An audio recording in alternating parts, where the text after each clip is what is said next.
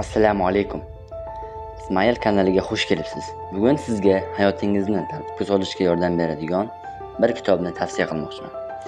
Agar kitob o'qishni yaxshi ko'rsangiz, videoni oxirigacha ko'ring. Unda boshladik. Men sizga o'sha tavsiya qilmoqchi bo'lgan legendarniy kitob Atomic Habits, ya'ni atom odatlar. Bu kitobni ko'pchilik o'qigan bo'lsa kerak, o'qimaganlar uchun bu kitobning muallifi James Clear. Men bu kitobni sizga o'qishni tavsiya qilaman. Kitobning asosiy g'oyasi shuki, katta natijalar birdaniga emas, har kuni qilinadigan kichik odatlar orqali keladi deb bu g'oyani ilgari surgan muallifimiz.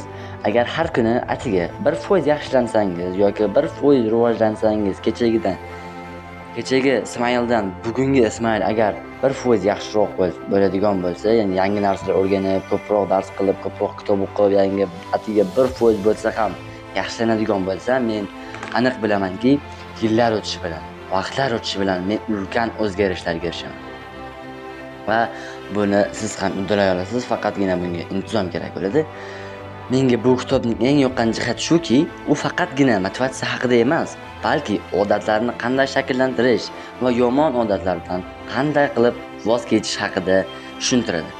Aslida kitobni shunchaki o'qibgina qo'ymasdan, uni chuqurroq o'rganishga harakat qiling.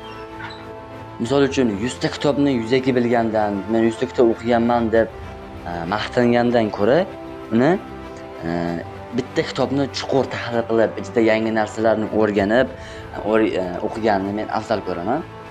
Agar siz ham intizomli bo'lishni yoki kitob o'qishni, maqsadlaringizga erishishni istasangiz, bu kitobni albatta o'qib chiqishingiz kerak.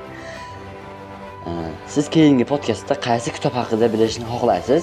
Fikringizni izohlarda yozib qoldiring. Alloh rozi bo'lsin. Ajratgan vaqtingiz uchun rahmat. Kanalga o'tganim shuning uchun like bosib, obuna bo'lib qo'yishni unutmang.